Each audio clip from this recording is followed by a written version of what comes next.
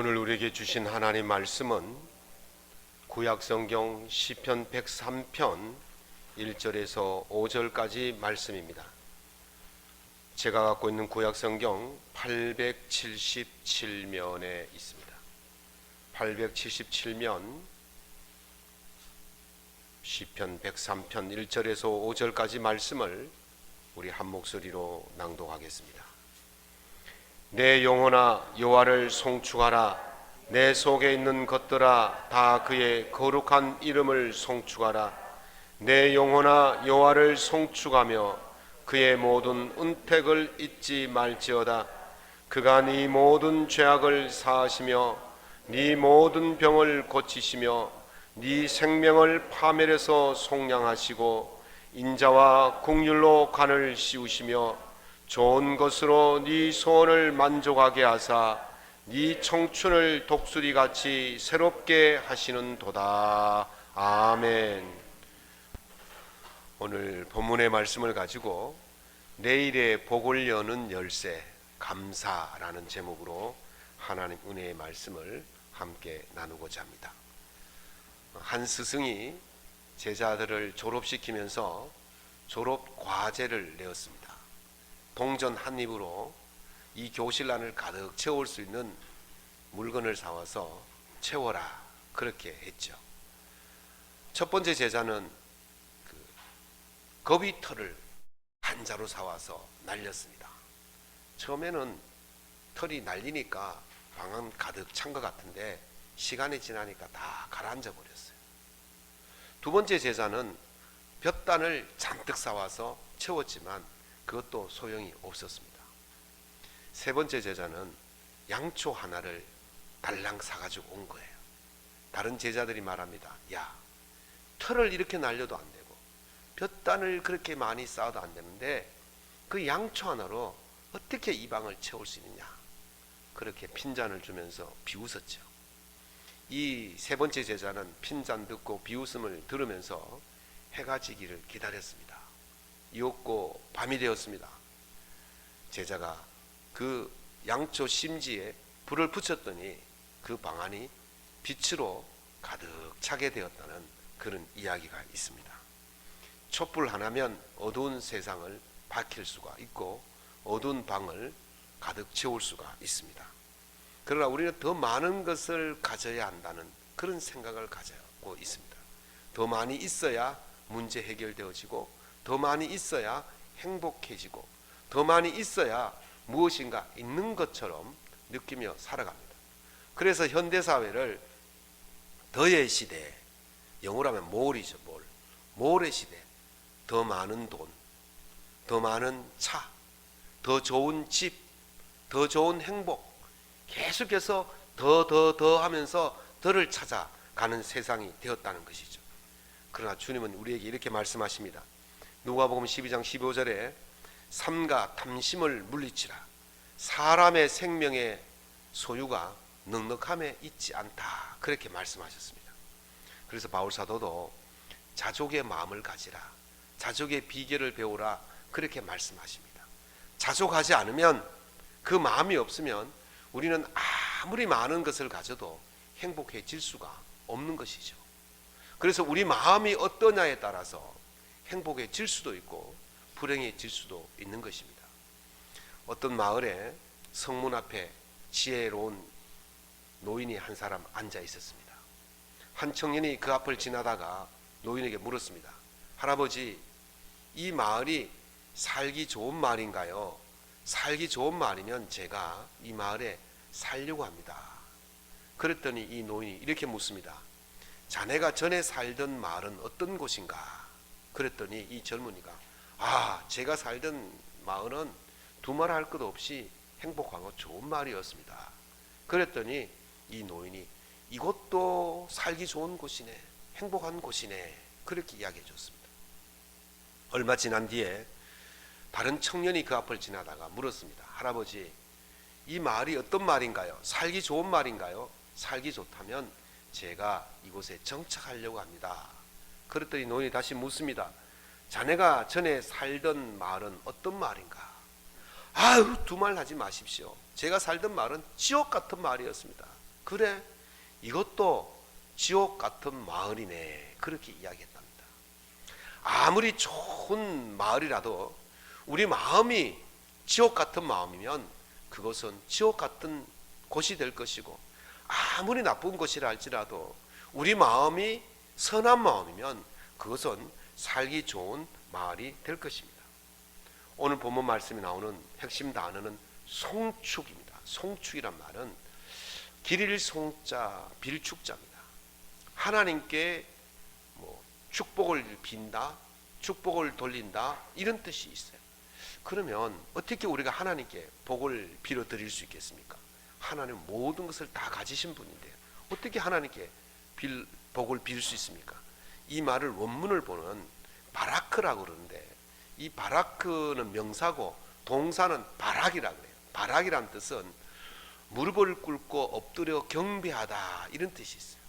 그러니까 우리가 원문은 송축이지, 성경 한글 성경은 송축이지만 원문은 엎드려 경배하는 것입니다. 무릎을 꿇고 하나님께 엎드려 경배하는 것, 이것이 바로 진정한 의미죠. 그런데 도대체 하나님께서 우리를 위해서 어떤 일을 하셨는데 우리가 엎드려 무릎을 꿇고 경배하고 감사를 드리냐 하는 것이죠. 그 첫 번째는 죄와 허물을 용서해 주셨기 때문에 감사를 드리는 것입니다. 송명희 시인이 쓴 우리의 어두운 눈이라는 노래가 있습니다. 아시는 분은 아실 거예요. 그 가사를 보면 이렇습니다. 우리의 어두운 눈이 그를 미워했고 우리의 캄캄한 마음이 그를 몰랐으며 우리의 무지한 채찍질로 그를 내리쳤고 우리의 악독한 혀가 그를 정죄했으며 우리의 폭력의 손길이 그 몸 멍들게 했으며 살인자를 본받아 우리는 그를 찔렀고 우리는 그를 죽였지만 그는 살아나셨고 우리의 악함을 벗기셨도다. 그렇게 말씀하고 계십니다. 우리가 굉장히 악하기 때문에 우리 하나님을 우리 손으로 죽이는 그 자리까지 갔던 것이죠. 그러나 예수님은 우리를 용서하시고 구원해 주신 줄로 믿습니다. 우리 죄가 없어서 그런 게 아니에요. 우리는 정말 허물로 죽었던 우리였습니다. 죄와 허물로 죽었던 너희를 다시 살리셨다 그랬어요. 무엇 때문에 우리를 살려주셨습니까? 우리를 사랑하시기 때문에 살려주신 줄로 믿습니다. 사랑하시기 때문에 우리 죄를 보지 않으시는 거예요. 우리가 예수님을 찌르고 때리고 폭력을 행사한 것을 예수님은 다 아십니다. 아시지만 예수님은 못 본 채 하시는 거예요. 안 보시는 거예요. 덮어주신 거예요. 그래서 우리가 다시 살림을 받은 줄로 믿습니다.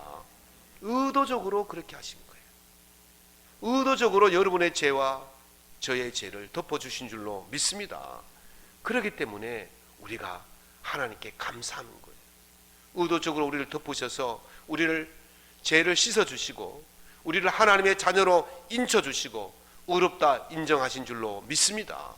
죄인이 의인이 된 거예요. 아무 공로 없이 아무 노력 없이 예수께서 죽으심으로 말미암아 우리를 구원해 주셨기 때문에 우리는 당연히 그 은혜에 무릎을 꿇고 감사와 경배를 드려야 될 줄로 믿습니다.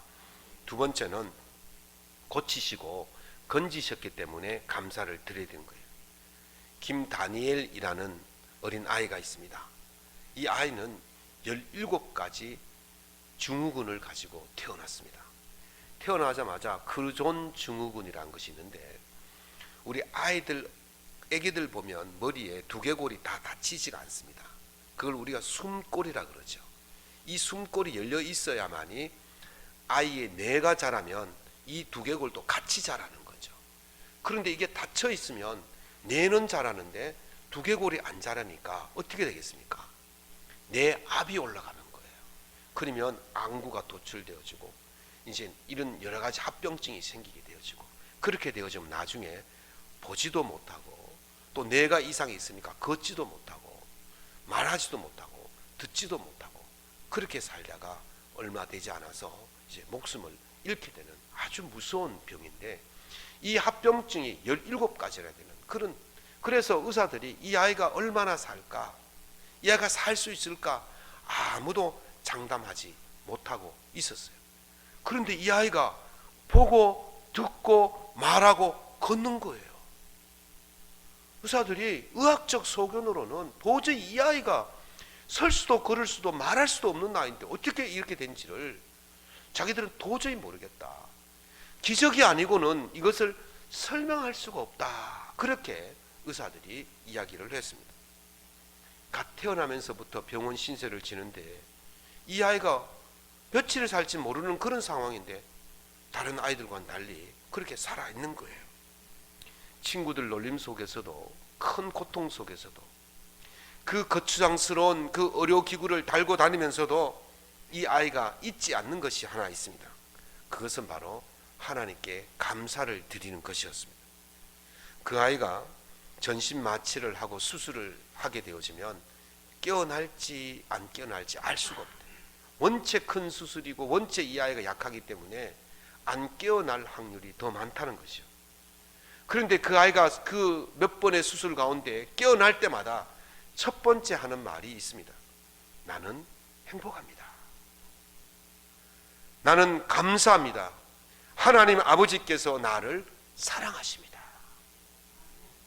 보통 사람들도 아침에 눈 뜨면 감사합니다 이 말 하기 힘들어요. 그런데 17가지 증후군을 가지고 언제 죽을지 모르는 이 아이가 수술해서 깨어났을 때 첫 번째 하는 말이 하나님 감사합니다. 그 아이의 장래 소망이 뭐냐면 병원에서 어려운 아이 사람들을 돌보고 위로해주고 기도해주는 그 병원 목사님이 되는 것이 그 아이의 장래 소망이라고 합니다. 그 아이의 취미가 뭐냐면 방송 설교를 듣는 거라고 해요. 그래서 그 아이는 그 병원에서 또래 아이들 환자들을 모아놓고 전도사로 임명하고 장로로 임명하고 권사로 임명하고 집사로 임명해놓고 앉혀놓고 설교를 곧잘 한답니다. 그 아이 몸속에 뭐가 있습니까? 하나님의 감사가 있는 거예요. 언제 죽을지 모르지만 오늘 하루를 살아도 하나님께 감사하고 하나님께서 기뻐하실 그 일을 행하며 그렇게 살아가는 것입니다. 그 아이는요, 그 아픈 몸을 가지고 찬양이 나오면 노래를 부르고 춤을 춘다는 거예요. 여러분들 찬양 나오면 노래하고 같이 춤춥니까? 감상하시잖아요. 감상하지 마시고 춤출 수 있기를 예수 이름으로 축원합니다. 하나님께서 우리를 살려주신 그 은혜, 죄에서 건져주시고 파멸에서 건져주시고 죽음에서 건져주시고 병듦에서 건져주신 그 은혜 얼마나 감사합니까? 우리가 몸이 조금만 병들어도 수만, 수백만, 수천만의 돈을 써야 되는 거예요. 제가 한 가지 여러분들에게 기도 부탁을 드리겠습니다. 아침에 설교 들어오기 전에 전화가 왔습니다. 목사님, 꼭 교인들에게 알려서 같이 기도를 좀 했으면 좋겠습니다. 왜 그러십니까? 우리 교회에 신무하셨다 은퇴하신 오하주 전도사님의 아들 오재신 집사가 췌장암 4기라고 합니다. 간으로 다 번져서 지금 수술도 안 되고 최종적으로 준비를 해야 된다는 거예요. 그런데 전도사님 목소리가 담담하게 전하시다. 그러면서 목사님 기도해 주십시오. 우리 교우들에게 알려서 함께 기도해 줬으면 좋겠습니다. 여러분, 황재신입니다. 기억날 때마다 아침마다 이 이름 부르시면서 기도해 주시기를 부탁드립니다. 우리 전도사님 우리 교회에 계실 때 그 힘들고 어려운 가운데서도 얼마나 감사하면서 섬겼습니까? 그 감사의 모습, 그리고 마지막 순간까지 또 감사를 놓지 않는 그 모습. 우리가 몸이 병들면 그렇게 방법이 없을 때도 있고 수천만 원의 돈을 들여서도 해결이 안 될 때도 있습니다. 그러나 오늘 우리는 하나님 앞에 나올 수 있는 은혜를 잊게 된 줄로 믿습니다. 그가 하나만이라도 감사해야 되는 것입니다. 우리 생명을 건져주신 그 놀라운 은혜, 우리 모든 것을 다 드린다 할지라도 그 은혜를 다 갚을 수가 없을 것입니다. 그러므로 나의 전부를 다 드려서 감사를 드릴 수 없지만 시간 날 때마다, 때마다, 일마다, 순간마다, 눈 뜰 때마다, 잘 때마다 감사할 수 있기를 예수 이름으로 축원합니다.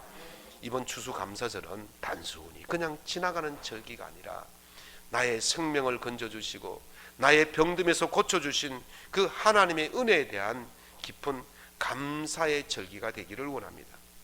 인생에 크나큰 고통이 밀려와도 감사하는 사람은 절대로 그 불행이 그를 넘어지지 못하게 하는 것입니다. 감사하는 사람은 그 불행 속에서 다시 일어나게 될 줄로 믿습니다. 감사를 통해서 더 크신 하나님의 은혜를 체험하며 누리며 살아갈 수 있기를 예수님 이름으로 축원합니다. 세 번째는 감사하는 자에게는 더 좋은 내일을 열어주시기 때문에 감사를 드려야 되는 거예요. 미국의 아칸사스 주하고 텍사스 주 경계에서 사건이 하나 벌어졌습니다. 차량 절도범이 차량을 훔치다가 도망가다가 제지하는 그 경찰관을 살해하고 도망갔다가 잡혔습니다. 재판을 받게 됩니다. 그런데 이 재판관이 이렇게 말합니다. 우리 법정은 아칸사스 주의 법령과 텍사스 주 법령 둘 중에 어느 하나라도 선택할 수 있다. 이거는 피고인의 권리니까 네가 둘 중에 어느 법령을 택할 건지 어떤 법령으로 재판받을 건지 결정해라. 그래서 이제 피고가 나는 아칸사스 주의 법령으로 재판을 받겠습니다. 그래서 판사가 판결을 합니다. 아칸사스 주의 법령으로 봤을 때 절도는 무죄고 살해는 사형이다. 그러니까 그 피고가 잠깐만요. 제가 잘못했겠습니다. 저 바꿔주십시오. 텍사스 주 법령으로 하겠습니다. 그래, 이거 피고의 권리니까 그럼 텍사스 주의 법령으로 판결을 하겠다. 절도는 무죄, 경관 살해는 사형, 이렇게 했답니다. 이해 가십니까? 네. 이쪽을 해도 사형이고 저쪽을 해도 사형이에요. 사람들은요 대개 뭘 선택하면 이걸 선택하면 더 좋을 줄 알아요. 이쪽을 선택하면 더 나을 줄 알아요. 그래서 고민하다가 선택하지만 우리가 선택하는 것들이 그렇게 썩 좋은 것들이 아닐 수 있다는 거예요. 많이 선택하지만 대부분은 실패하는 경우가 훨씬 많습니다. 그러나 조 목사가 성공한 게 하나 있어요. 양문교회에 선택한 것이 성공인 줄로 믿습니다. 너무 잘 선택했어요. 그래서 오늘 여러분들이 저를 잘 받아주셔서 위임식을 할 수 있도록 허락해 주셨지 않습니까? 여러분들이 성공한 것이 하나 있어요. 예수를 선택한 것인 줄로 믿습니다. 그거 잘 하신 거예요. 두 번째로 잘 선택한 게 뭡니까? 양문교회를 선택하신 것이 여러분들이 잘 하신 거예요. 따라해 봅시다. 내가 선택한 것 중에 제1은 예수님이다. 두 번째는 양문교회다. 예, 그 외에는요 우리 선택해봐야 쓸데없는 것 선택만 하고 잘못된 것 선택 많이 합니다. 더 좋은 것을 찾아서 선택하지만은 실패하는 일들이 훨씬 더 많다는 거예요. 그러나 오늘 본문을 보면 하나님께서는 좋은 것으로 우리 소원을 만족해 하신다 그랬어요. 좋은 것을 원하는 우리에게 만족하리만큼 주신다는 거예요. 좋다는 말은 선하다 이런 뜻도 있지만은 풍부하다 이런 뜻도 있어요. 또 이 그 만족이라는 말은 충분히 채워진 상태를 가리켜요. 그러니까 오늘 이 좋다, 만족하다 이 말은 풍부하다, 충분히 채워진 상태, 더 이상 필요 없을 만큼 채워지는 그 상태를 좋다, 풍부하다 그렇게 설명하는 것입니다. 우리 풍성하신 하나님께서 우리 삶에 더 이상 우리가 필요치 않을 만큼 채워주시고 넘치게 하실 줄로 믿습니다. 야고보서 기자는 온갖 좋은 은사와 온전한 선물이 다 위로부터 빛들의 아버지께로부터 내려온다 그렇게 말씀하셨습니다. 여기서 이 온전하다는 말은 완성되어졌다는 말이에요. 완성되어졌다는 말은 더 이상의 필요가 없는 것을 완성되어졌다, 이 말이. 하나님께서 여러분에게 은혜를 주시면 완전한 것을 주실 줄로 믿습니다. 더 이상 필요가 없을 만큼 완전하게 주시는 거예요.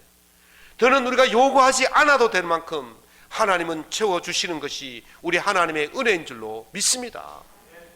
더 좋은 내일을 어떤 자에게 허락하시고 이렇게 완전하게 채워주십니까? 바로 감사하는 자들에게 채워주십니다. 시편 16편 2편에 보면 다윗이 이렇게 고백합니다. 내가 여호와께 아뢰되 주는 나의 주님이시오니 주밖에는 나의 복이 없나이다. 아멘. 주밖에는 나의 복이 없는 거예요. 이게 다윗의 고백이었습니다. 주밖에는 나의 복이 없습니다. 이런 고백이 우리 속에 넘쳐날 수 있기를 예수 이름으로 축원합니다. 탈무드에 보면 세상에서 가장 지혜로운 사람은 배우는 사람이고 세상에서 가장 행복한 사람은 감사하며 사는 사람이다 그랬습니다. 지혜로움은 자랑거리가 될 수가 없어요. 그 전도서에 보면 지혜가 많으면 번민이 많고 지식이 많으면 근심이 많다 그랬어요. 지혜가 많으면 좋을 것 같지만 걱정거리가 더 많은 거예요. 그러나 진짜 행복한 사람은 어떤 사람이냐? 감사가 넘치는 사람이 진짜 행복한 사람인 줄로 믿습니다.